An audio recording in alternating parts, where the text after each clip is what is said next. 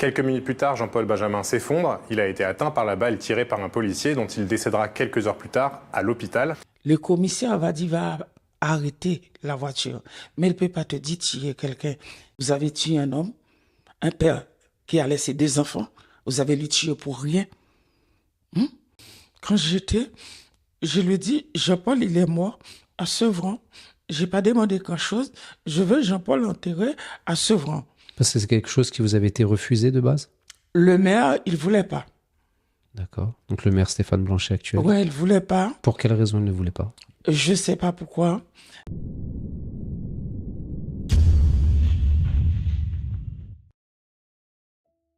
Bonjour, je suis Sullivan Jousse, conseiller municipal de la ville de Sevran. Je veille au respect de l'égalité en droit, au respect de la dignité humaine et je vais vous laisser le soin de vous présenter s'il vous plaît. Bonjour, je suis Madame Benjamin Marie-Margaret, la maman du défunt, Benjamin Jean-Paul. Et j'habite à Aulnay. Avant, on a habité à Sevran. Comme le tout, il devait être démoli, il nous a envoyés à Aulnay. Mais toute ma jeunesse, j'ai passé à Sevran. Alors pour rappel, Jean-Paul, paix à son âme, a été tué par un policier en mars 2022. Oui. Une colère depuis la mort de Jean-Paul, ce trentenaire tué il y a 3 jours par le tir d'un policier qui tentait de l'interpeller. Nos reporters Alfred Orange et Ambre Le Poivre se sont rendus sur place hier. C'était le petit frère des Bedottes, le gros nounours, disent ceux qui connaissaient bien Jean-Paul. À 34 ans, cet homme d'origine haïtienne à la carrure imposante était très apprécié. À la boxe comme au foot, ses coéquipiers le décrivent comme souriant, toujours de bonne humeur. Ce père de 2 enfants en bas âge s'occupait aussi des jeunes du quartier, un profil bien loin de celui du délinquant, nous disent ses amis, d'où leur colère depuis 3 jours. Jean-Paul était cependant en conflit avec son employeur qui lui devait de l'argent. Il avait donc gardé une de ses camionnettes. Le propriétaire l'a déclarée volée et c'est ce qui a entraîné l'intervention de la BAC. Jean-Paul aurait refusé d'obtempérer, mais le policier ne pouvait-il pas tirer en visant plutôt les pneus ou la carrosserie? C'est la question que se posent les amis de la victime. Pour l'heure, le jeune policier mis en cause est toujours hospitalisé en état de choc et n'a pas encore pu être auditionné pour donner sa version des faits. Le 26 mars, Jean-Paul Benjamin, chauffeur-livreur de 32 ans, vole à Aulnay-sous-Bois une camionnette à son employeur suite à un différend professionnel. Le vol est rapidement signalé et la police retrouve Jean-Paul Benjamin et tente de l'appréhender alors qu'il est encore au volant. Quelques minutes plus tard, Jean-Paul Benjamin s'effondre. Il a été atteint par la balle tirée par un policier dont il décédera quelques heures plus tard à l'hôpital. Et rapidement, sur les plateaux de télé, les syndicats policiers vont tout faire pour criminaliser Jean-Paul Benjamin et prendre la défense de leurs collègues en assurant que la légitime défense est établie. Je vous parle d'un vol de véhicule, un vol visiblement d'opportunisme puisque le conducteur était occupé à gérer un petit peu ses colis. L'individu arrive, vole le fourgon. Une tentative d'interpellation, selon les informations dont je dispose, qui tourne mal. Un fonctionnaire de police, percuté ou pas, en tout cas visiblement en danger immédiat. L'individu reprend son véhicule, manque de percuter encore des fonctionnaires de police. Il semblerait qu'à cet instant qu'un des fonctionnaires de police ait fait usage de son arme pour protéger son intégrité physique, tout simplement. Est-ce que l'on en sait un petit peu plus sur le profil de ce fuyard ?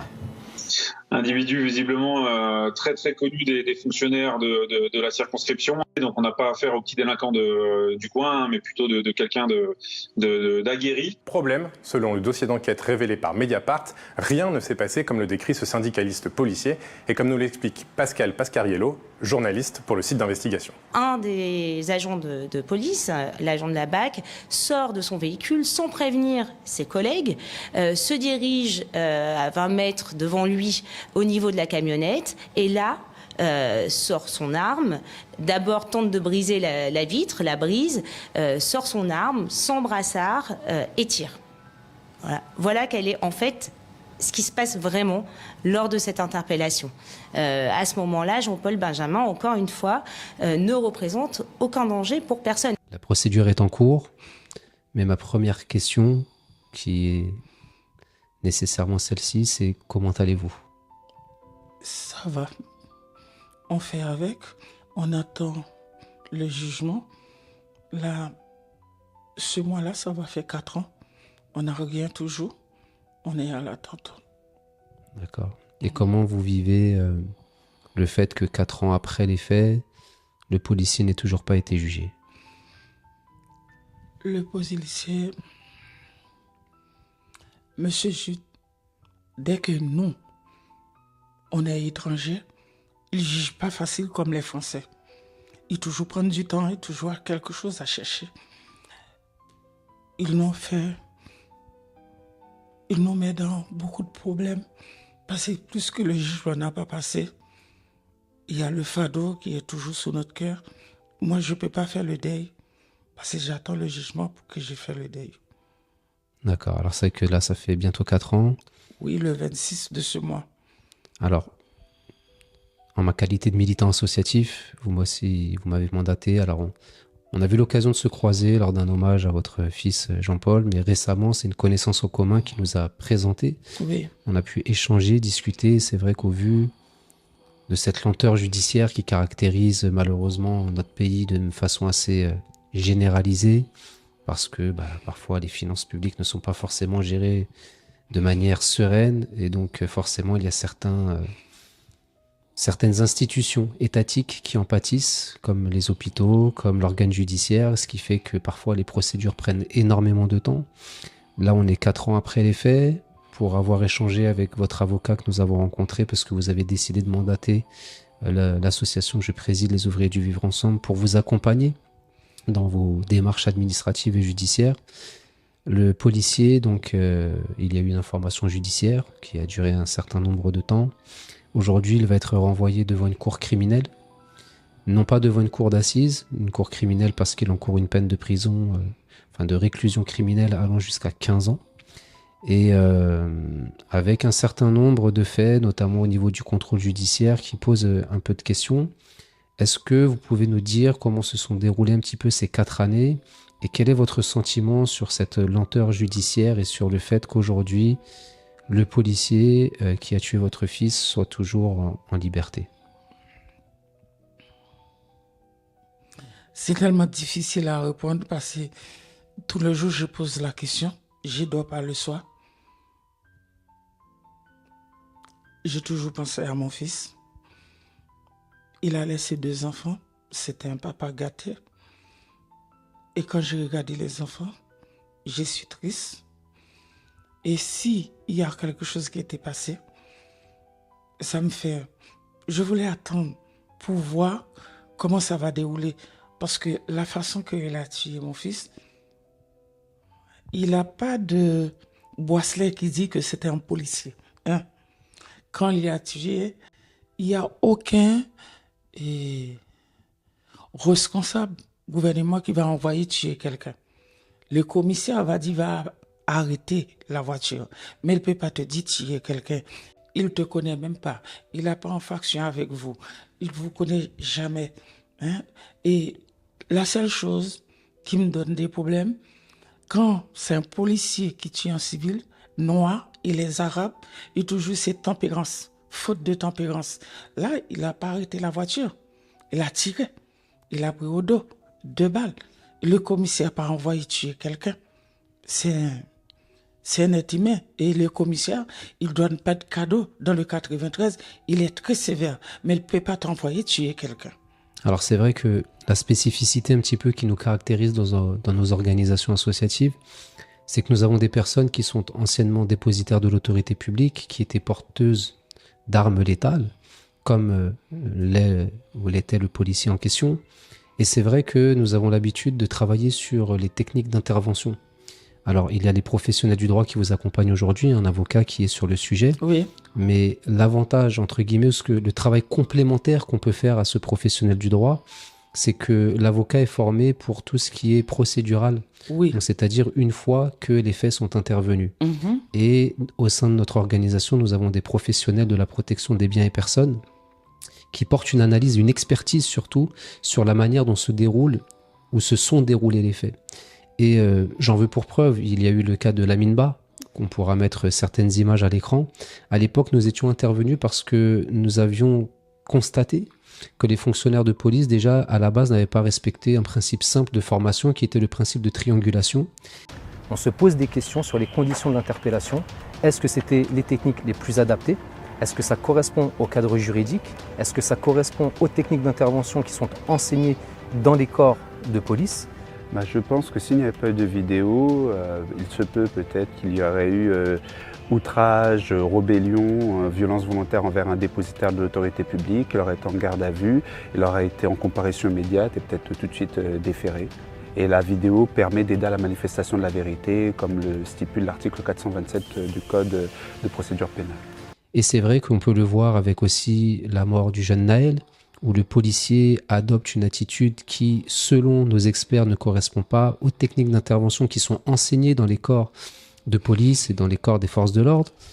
Là encore une fois, avec votre fils, on voit qu'il y a encore une problématique sur le protocole à respecter face à une interpellation d'un jeune homme qui est au volant d'une camionnette ou d'une voiture quelconque. Et donc, c'est aussi cette expertise-là qu'on peut apporter aujourd'hui dans le dossier, parce que certains vont se poser la question, pourquoi Madame Benjamin sollicite une organisation de défense des droits civiques alors qu'elle est accompagnée par un professionnel du droit en matière juridique et judiciaire. Voilà, c'est ce travail-là qu'on peut faire en complémentarité avec les professionnels du droit et qui permettent à un moment donné d'optimiser le processus de réparation des personnes qui subissent cette douleur au quotidien. Parce que vous, votre douleur, vous avez pris, excusez-moi du terme, mais perpétuité, parce que Jean-Paul, il ne reviendra jamais, malheureusement. Jamais. Et cette douleur-là, on le ressent pour avoir échangé avec vous à plusieurs reprises. On le sent encore aujourd'hui dans cette vidéo. Le chagrin est présent. Est-ce que cette lenteur judiciaire n'accentue pas aussi cette douleur qui est la vôtre? Il n'y a rien qui a été fait. On attend. Il n'y a rien qui est... On a été voir l'avocat. Ils m'ont dit, il attend.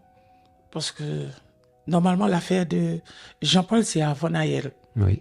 Jean-Paul, c'était en mars 2022, Naël, c'était en 2023, mais le policier sera jugé avant... le policier s'est jugé, pourquoi? Parce qu'ils font beaucoup de désordre, les jeunes du quartier font beaucoup de désordre, et moi, je demandais à les jeunes ne faire pas de désordre dans le quartier, parce que quand tu as croisé quelque chose, c'est l'État qui va le réparer, et lui, il est déjà mort, il ne peut pas retourner encore, et la façon il était mort, il y a son copain, il y a 2 copains, de Jean-Paul aussi, qui a subi, pendant 2 fois ils sont tirés. Il y a ils l'ont tiré, qui était vraiment le copain de Jean-Paul, qu'on disciple école, depuis maternelle jusqu'au secondaire. Il y a l'autre aussi, qui était pareil, ils l'ont tiré sur lui, mais on ne trouve pas la personne. Et lui, il était allé à l'hôpital Georges Pompidou, et ils l'ont tiré pareil que la façon que la police a tiré Jean-Paul. D'accord. Et selon vous, vous me disiez que les circonstances dans lesquelles était décédé Jean-Paul étaient un petit peu suspectes et qu'il y avait certaines zones d'ombre dans le dossier. Le problème de Jean-Paul, et moi, je vais vous dire que je suis la maman, j'ai faim. Et la police, c'est pas la police, je ne peux pas mettre tous les polices pareils. Le jeune policier qui a fait le travail, qui a tué Jean-Paul, je ne sais pas ce qui s'est passé dans sa tête. Et si lui, il était vraiment un bon diplomate, quand la personne t'a téléphoné, il t'a dit arrêtez telle voiture. Il t'a pas envoyé tirer. Mais pensez bien, tout ce que la personne t'a téléphoné a raconté, il t'a menti. La voiture que Jean-Paul était là-dessus, c'est pas cassé, c'est pas abîmé. Où il a trouvé la clé? Qu'il a dit que la voiture c'était tel côté, un tel endroit.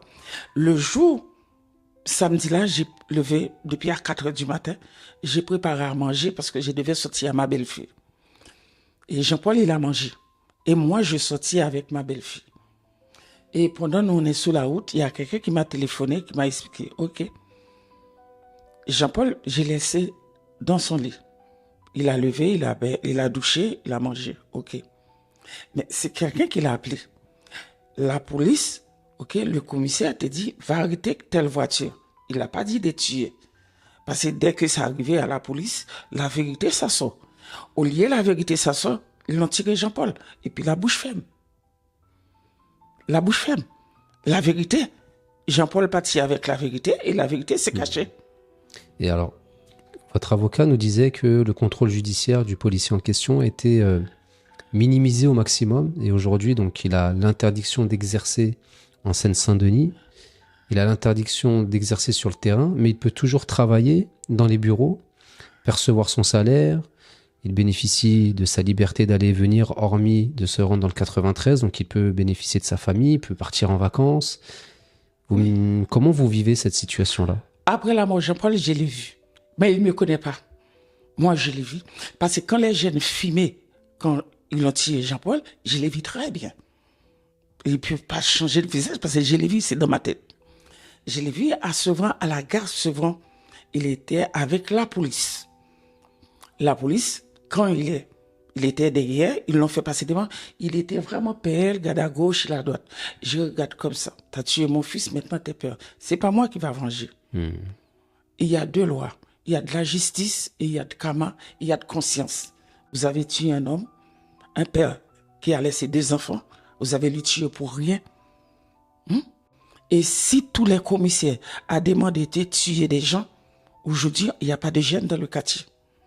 Comment vous expliqueriez qu'il n'ait pas été incarcéré, donc mis en détention provisoire le temps de son jugement, sachant qu'en plus, lorsqu'une personne fait de la détention provisoire, s'il est condamné, les jours qu'il a passés en détention sont décomptabilisés de sa peine finale.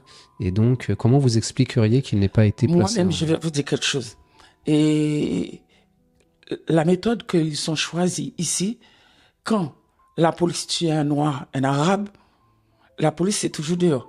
Pourquoi le monsieur qui a tué Naël, il y a beaucoup de problèmes parce que le monde entier.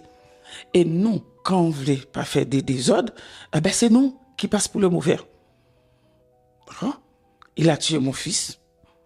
Et lui, il a droit. Mais moi-même, comme je suis là, maman, je ne peux pas voir Jean-Paul encore. Je regarde.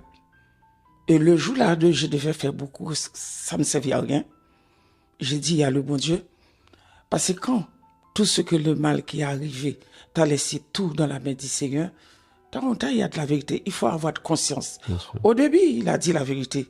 Il a dit, il a tué Jean-Paul, il ne sait pas pourquoi. Bon, tout de suite, je ne lui ai pas donné. Mais après, oui, après, j'ai entendu, il a dit beaucoup de choses, alors ça ne me fait pas plaisir. Il y a ses collègues qui l'ont dit, ne dis pas la vérité. T'as compté la vérité, ça sort.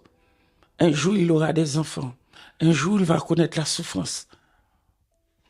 Et la vérité, c'est la vérité. C'est le travail de la justice d'aider à la manifestation de la vérité. Et moi, j'ai une question au-delà même des considérations d'origine ethnique et culturelle. Est-ce que si c'était Jean-Paul qui avait tiré sur un policier et l'avait abattu, on était déjà en prison.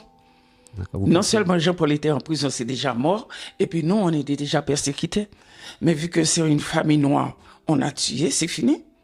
C'est fini. Parce qu'en fait, il faut savoir une chose, c'est qu'au niveau du droit, il y a une circonstance aggravante dans un cas comme dans l'autre. Lorsqu'un policier qui est dépositaire de l'autorité publique fait un usage disproportionné de la force légitime qui lui est conférée à travers sa fonction, c'est considéré comme une circonstance aggravante.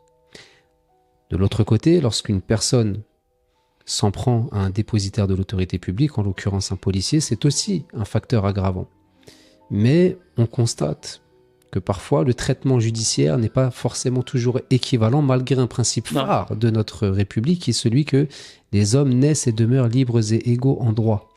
Et c'est pour ça que je souhaitais vous poser la question, à savoir si les rôles avaient été inversés, si vous pensez que la situation judiciaire aurait pris autant de temps avant d'aboutir. Parce que il y a un élément que vous m'avez donné hors caméra. Vous me disiez que votre époux a 86 ans, si je ne me trompe pas. Là, mois d'octobre, il aura 86 ans. Voilà. Il m'a dit peut-être qu'il ne peut pas même voir le jugement de Jean-Paul. Et parfois, dans la semaine, 3 fois par semaine, eh ben, il va toujours dans le cimetière. C'est la seule ressource et c'est en consolation. Moi, je n'ai pas assez de force, mais lui, même s'il y a de l'orage et tempête, il va toujours. Et aujourd'hui, donc, sa crainte, c'est, au vu de son âge avancé, de ne pas avoir la possibilité de voir le policier être condamné, obtenir réparation et voir la justice s'appliquer de son vivant, ce qui provoquerait chez vous une triple peine entre la perte de votre enfant, la réparation qui met du temps à cause de la lenteur judiciaire, plus votre époux qui pourrait peut-être, et nous ne le souhaitons pas, que Dieu lui prête vie, jusqu'à ce qu'il y ait un jugement définitif qui puisse vous rendre justice. Donc il y a cette crainte aujourd'hui. Si la justice exactement voulait faire son travail, il y a toutes les capacités pour le faire. D'accord? Et j'ai regardé la façon que la police a tué mon fils. C'est pareil avec Jeanne et le jeune étudiant là. Ils l'ont tué dans l'île. C'est presque la même chose. Presque la même chose. Parce que vous ne le connaissez pas. Il n'a pas affaire avec vous. Le commissaire, il a demandé d'arrêter la voiture. Il n'a pas demandé de tuer. Tu l'as tué. C'est un chien. Il n'y a aucune excuse. C'est ce qui est fait est fait. Mais je vais vous dire quelque chose. Le bonhomme, la police, le jeune là qui a tué Jean-Paul, il n'était pas dans l'affaire toute seule. Si normalement la police fait son travail, il devait trouver le coupable qu'il a envoyé. C'est pas lui toute seule. C'est pas parce qu'il a tué mon fils, je vais le condamner toute ma vie. Non. Pour vous, il y a une chaîne de responsabilité qui a amené jusqu'à cet acte-là. Exactement. La seule tort que je lui donne, et vous êtes responsable civil, il y a des choses, il faut pas écouter les copains, les camarades, te disent va faire pour le faire. Parce que tu as détruit la vie de toute la famille. Et Jean-Paul a laissé 2 enfants. Jean-Paul a laissé une famille. Et c'est toute sa famille qui en deuil. Et personne ne peut pas remplacer Jean-Paul. Quel qu'on soit ce qu'il voulait réparer, personne ne peut pas remplacer Jean-Paul. Bien sûr. Ce que vous nous dites, c'est qu'un policier, c'est qu'il doit garder quand même un certain discernement sur les choses et ne pas, on va dire, mettre en place ou mettre à exécution des ordres qui pourraient paraître illégitimes ou contraires à la loi. C'est un peu le sens de votre propos. Il y a beaucoup de police, j'ai déjà vu, avec des jeunes, non seulement et dans le quartier, quel que soit le quartier, Bondy, tant d'autres. Il regarde, il a dit parce qu'il a rien dans la tête. La première personne, j'ai vu, c'est un police, il m'a dit, madame, moi je suis policier. Ce qu'il a fait, c'est une faute grave. On ne devait pas agir comme ça. Parce que lui, il nous a marqué. Mais, écoute, il était jeune. Il n'a pas pris responsabilité de ce qu'il a fait. Mais un jour, il verra. Parce que quand tu as tué quelqu'un, chez nous, tu n'es jamais heureux. Bien sûr. Alors, peut-être que les téléspectateurs vont se poser la question, pourquoi aujourd'hui faire le choix d'une vidéo, pourquoi faire ce témoignage et mettre en avant ces anomalies? Je vais encourager les autres. C'est pas tous les policiers qui est pareil. C'est pas tous les gens qui dans la politique qui abusent les autres. Et parfois, il y a des gens qui dans la police connaissent même pas. Ils font n'importe quoi. Et nous, les civils, c'est qui nous protège. C'est la police. Et qui nous tue, c'est la police. Et pensez bien, la police, quand elle va sortir pour travailler, tous les gens qui vont à l'église, qui sont catholiques, ont pris, parce qu'il y a une famille, quand tu sors, il faut rentrer chez toi. Mais si c'était Jean-Paul qui a des problèmes avec lui, qui a tué, c'est pas que Jean-Paul seulement le devait tuer, hein? Eh ben, c'était même tous les gens dans le quartier devaient passer par là. Mais eux, quand ils font quelque chose, ils pensent pas comme ça. Alors, c'est vrai que quand on discutait ensemble, nous, on vous a proposé, parce que comme vous le disiez tout à l'heure à juste titre, oui, l'affaire Naël est arrivée après la mort de Jean-Paul, mais elle sera jugée avant ou a été jugée avant. Oui, j'ai demandé pourquoi. À un moment donné, l'opinion publique, comme vous le disiez tout à l'heure, s'en est emparée. Ça a été énormément médiatisé, ce qui fait que les choses ont été accélérées. Et d'après l'expertise de votre avocat, le fait qu'il ait été à un moment donné placé en détention provisoire fait aussi que la justice priorise ceux qui ont fait à un moment donné de la détention provisoire. Mais l'avantage que nous avons, parce que au sein de l'Organisation des bâtisseurs d'égalité, nous sommes des militants politico-judiciaires. Nous avons cette capacité qu'un avocat n'a pas à pouvoir sensibiliser l'opinion publique et au-delà de ça, de faire une sorte de lobbying politique aussi pour faire en sorte que cette lenteur judiciaire ne soit pas une fatalité, mais que nous puissions à un moment donné faire en sorte que votre époux et vous-même puissiez avoir accès à la justice dans les plus brefs délais. Et donc, un avocat n'a pas une obligation de résultat, il a une obligation de moyens, c'est-à-dire de respecter tous les éléments de procédure jusqu'à une décision définitive, après épuisement de toutes les voies de recours. Et nous, aujourd'hui, notre but aussi, c'est, comme je le disais tout à l'heure, d'avoir ce travail de complémentarité, quitte même, à un moment donné, si des éléments n'ont pas été respectés ou qu'on découvre des éléments au cours de l'enquête ou au cours du procès, peut-être par la suite procéder à une révision judiciaire si la nécessité l'y oblige. Donc aujourd'hui, c'est vrai qu'aussi cette vidéo a pour objectif de sensibiliser l'opinion publique, de faire connaître aussi votre sentiment, votre situation, en espérant que cette vidéo puisse être partagée dans le seul objectif de contrecarrer cette lenteur judiciaire à laquelle vous devez faire face aujourd'hui. Parce que le but, c'est que vous puissiez obtenir une date de jugement dans les plus brefs délais. Je le disais tout à l'heure en introduction, le policier en question a été renvoyé devant une cour criminelle. Nous sommes dans l'attente de la date de jugement sans avoir une visibilité sur le calendrier. Et c'est ça qui est assez inquiétant. Et le but aussi, c'est de pouvoir raconter le sentiment qui est le vôtre, savoir comment vous vivez la chose, savoir ce que vous attendez aussi aujourd'hui de la justice. Et c'est une question que je vous pose d'ailleurs. Qu'attendez-vous aujourd'hui de l'organe judiciaire? La justice, j'ai toujours fait confiance à la justice. Parce que la justice, il est à côté de nous, il est à côté de lui aussi. Pas oublier. D'accord? Mais il y a GIPN qui a toute la vérité. S'il voulait faire les choses avancer bien vite, c'est avancer. Parce que quand il est tombé, GIPN a récupéré le téléphone. On peut mentir, mais on ne peut pas mentir pour GIPN parce que toute la vérité, c'est eux qui l'ont. C'est eux qui l'ont. Ils sont bien placés. Pour eux, normalement, la loi recourt en tout. Mais je ne sais pas s'il attend mon mari, il est mort, ou soit si c'est moi, s'il attend que je suis mort, pour ses enfants au courant de la vérité, sa famille au courant de la vérité. Mais je vais vous dire quelque chose. La justice française, vous avez énormément, je vous dois de respect, mais il faut penser à les autres aussi. Quand il y a quelque chose qui passe, c'est pas parce que la personne, c'est la police, il a toujours raison. Détruire la vie d'une famille comme ça, personne ne peut pas le remplacer. Chaque fois que je suis entré dans la chambre, le soir quand je dors, j'attends que mon fils va ouvrir la porte pour entrer. Même s'il va chez sa copine, mais elle vient dormir chez moi. J'ai toujours attendu quelque chose. Maman, où tu es? Mais il n'est plus là. Depuis la mort de Jean-Paul, je vis avec la souffrance, avec la douleur. C'est pas tant que quand je suis mort, les morts, on porte à rien. C'est maintenant besoin de savoir.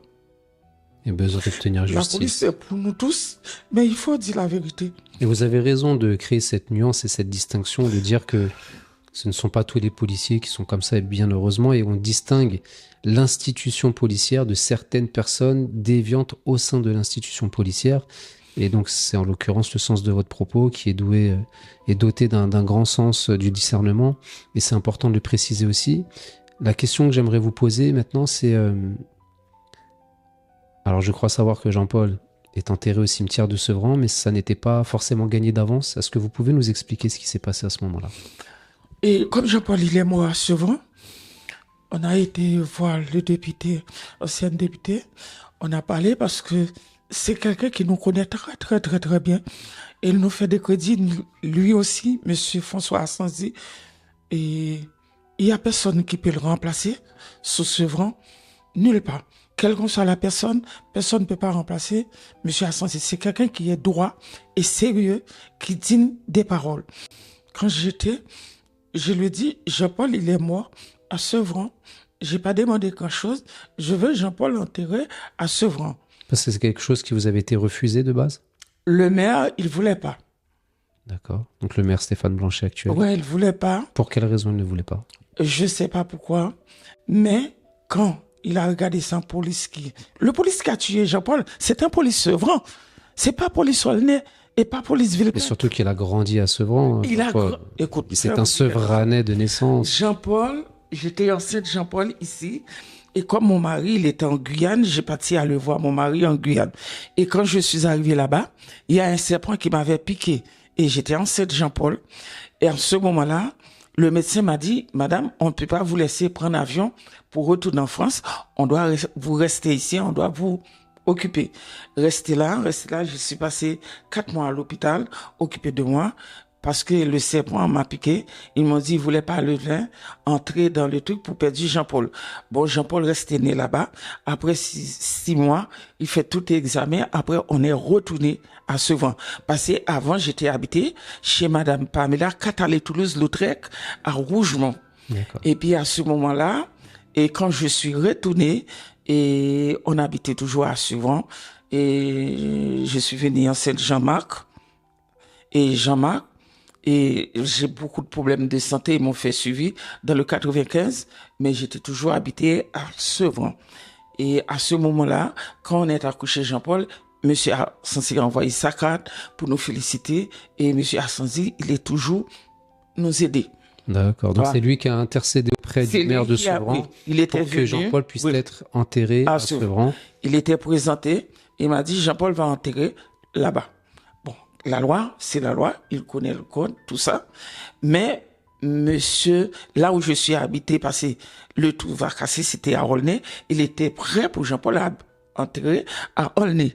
Et Jean-Paul, il a sa copine, elle habite à Sevran, et ses 2 enfants nés à Sevran, et lui, et toute sa vie, même si on était habité là-bas, c'était à Sevran, tous ses copains étaient. Alors là, on a demandé, et par permission de M. Assanzi, il était accepté, Jean-Paul a enterré à Sevran. Et je crois savoir que vous aviez aussi demandé à pouvoir rester sur Sevran en termes d'habitat, le logement, parce que c'était aussi une volonté de votre époux de pouvoir être proche du cimetière. On est habité tout près parce qu'il a 86 ans bientôt et que c'est lui qui va au cimetière 3 fois par semaine. Il voulait pas habiter trop loin parce que l'appli, quel qu'on soit, lui, il va toujours occuper. Ça, j'ai dit, OK, on a fait toutes les démarches et il nous a donné quelque chose. C'était à Neuilly, c'est trop loin. Parce que là, 86 ans, bientôt, il peut pas conduire. Bien sûr. Alors là, jusqu'à présent, il nous a pas encore donné rien.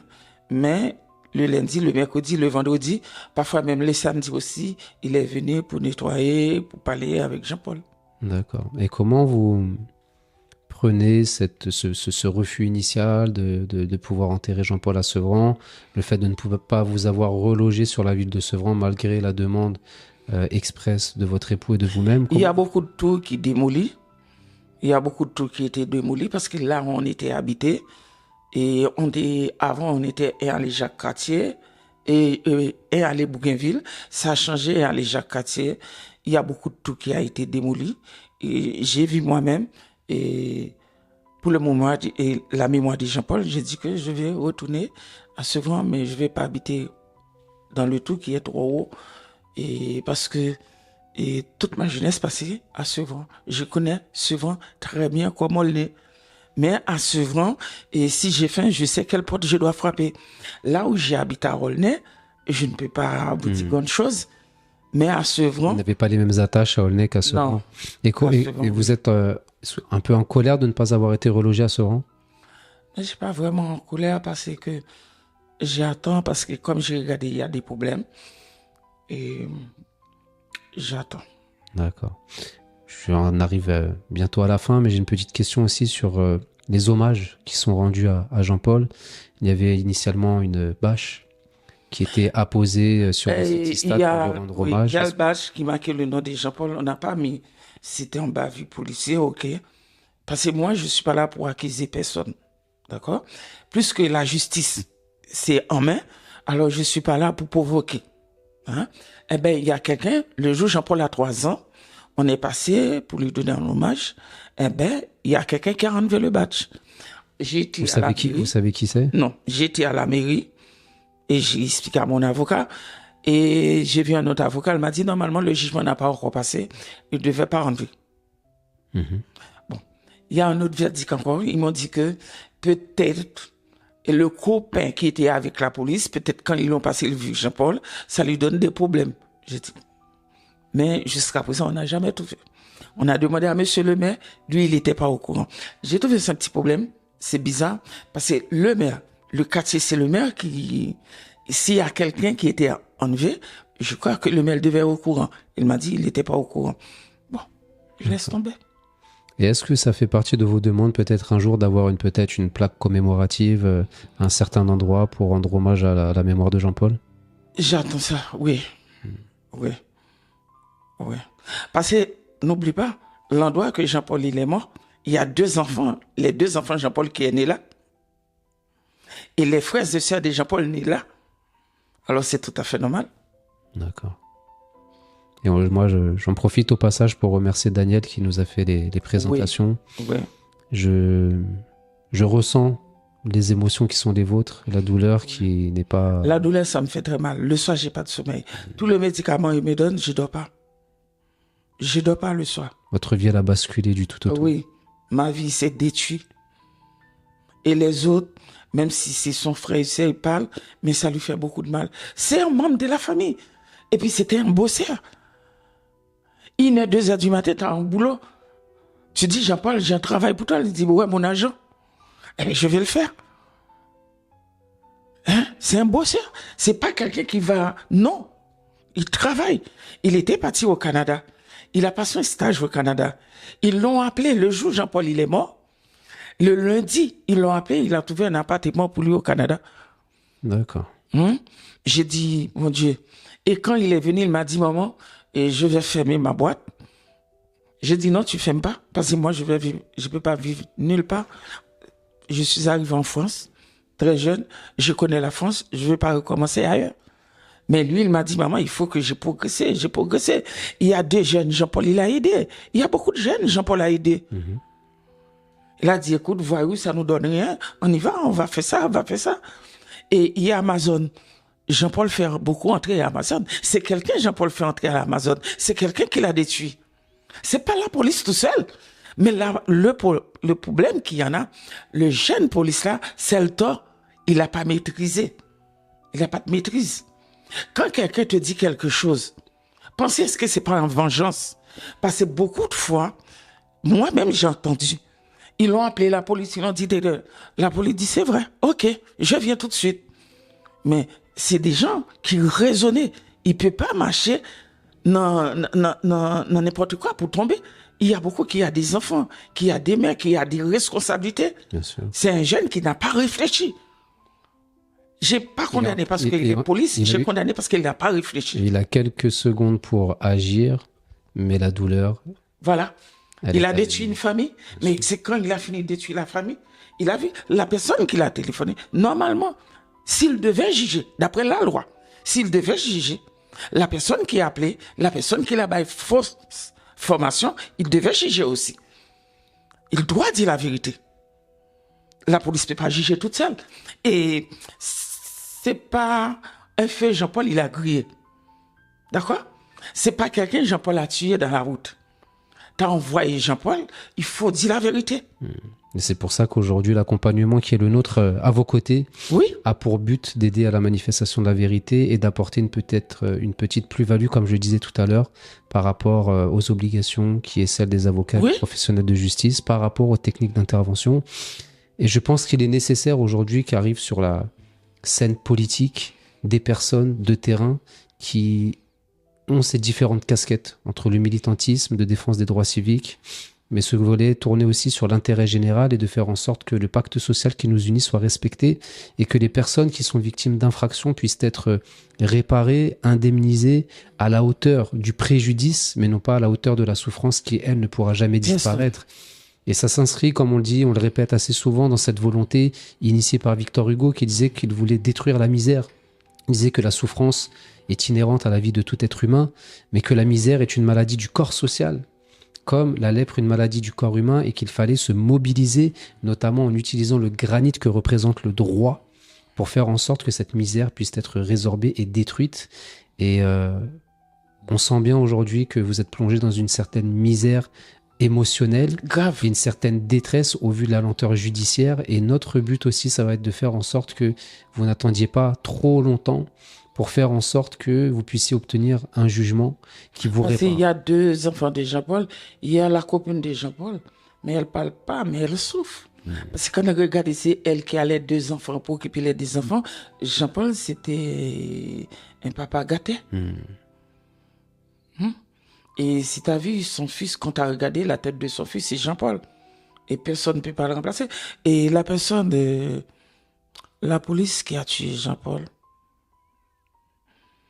il est jeune, il comprend pas comment il a détruit une famille, 2 familles. Il a détruit toute la famille. La seule chose que j'ai demandé, quelle qu'on soit la police, il y a 2 coups de fil, quand tu as recevoir, n'agis pas tout de suite. Pensez si c'est pas dans le piège. Parce que même si la police, il a jugé, il a tort, il a raison, un jour quand même, il vient pour le regretter quand même. Hein. Bien sûr. Tu as détruit la vie de personne. Et pour avoir rencontré la femme et veuve de Jean-Paul, on sent que la douleur est omniprésente. La douleur, aussi c'est chez grave pour elle. Parfois, je l'ai regardé, ça me fait triste. Et je vais te dire quelque chose. Même si un jour, elle va refaire sa vie, mais elle peut pas trouver Jean-Paul. elle. C'est sûr. Moi-même, personne, j'ai mes enfants, mais personne ne peut pas remplacer Jean-Paul. C'est pas elle qui va trouver un homme qui va le remplacer, Jean-Paul. En plus, avec 2 enfants de Jean-Paul. En tout cas, moi, je tiens quand même à saluer votre combativité, votre résilience, parce que je sais que c'est très difficile. C'est très, très, très, Et surtout très, très le grave. message que vous passez, que vous avez passé à l'époque aux jeunes en disant il ne faut pas faire trop de désordre. Non, j'ai demandé à les jeunes, écoute, Jean-Paul, il est déjà parti, je ne veux pas que vous êtes tombé dans le problème, ne faites pas des désordres, ne croisez, passez le quartier, et toute ma jeunesse, c'est là, je le connais très, très, très, très bien, alors je ne peux pas laisser, là où je suis là, et à Roussol, je ne peux pas laisser personne détruire, parce que quand tu as détruit, après, c'est nous qui le payons. Bien sûr. Hein? Sachant que suite à la mort de Jean-Paul, il y a eu quand même pendant quelques semaines, quelques mois, des difficultés dans le quartier. Oui, c'était moins que la part de Naël. Ouais, C'était moins. Il y en a eu, mais moins, mais il y en a quand même eu. Et on sait que c'était une période assez tendue aussi sur la ville de Sevran. Ouais. Ouais.